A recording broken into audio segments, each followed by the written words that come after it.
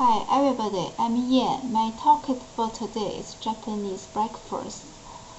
What cultures are involved in it and how it compares to Canadian breakfast. What's the feature of Japanese food culture? Natural and seasonal, exquisite. Let's get in detail. Japan is an island with a mild climate, so the unique, abundant fresh seafood become the central part of the diet.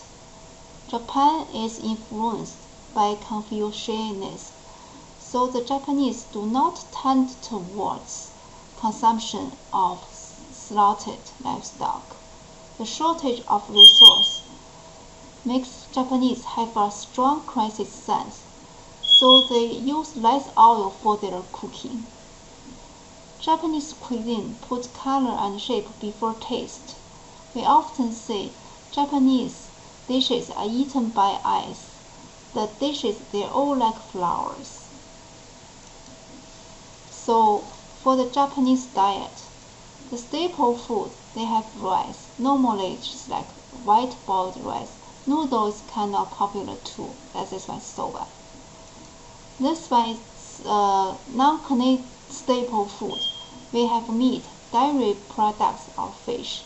Sashimi is very unique Japanese dishes. Tofu is kind of popular too. Let's compare those two. For Japanese breakfast, the main dishes are steamed rice, miso soup, natto, and pickled vegetables. We have some side dishes like fish here. For the Canadian diet is similar to Americans and Europeans.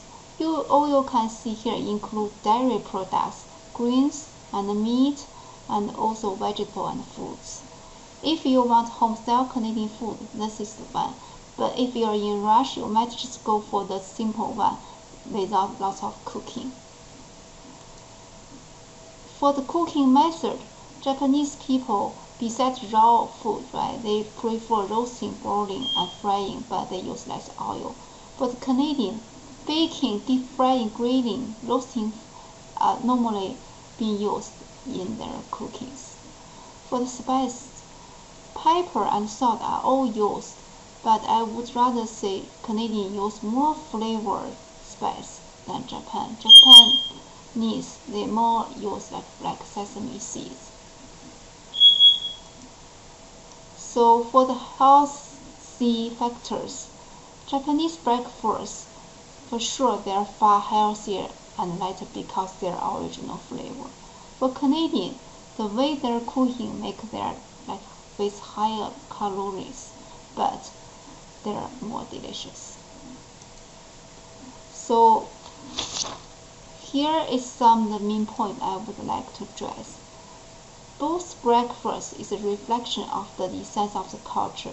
Japanese is the integration of the tradition and the present, while Canadian is like multi-part. They have it's a multi-ethnic center. They have various European cultures. They are unique, but they have some comments we can see from cooking methods and spice. Japanese style breakfast, they are healthy and lighter, but Canadian style breakfast, they are tasty. The trending now is their mixing of them.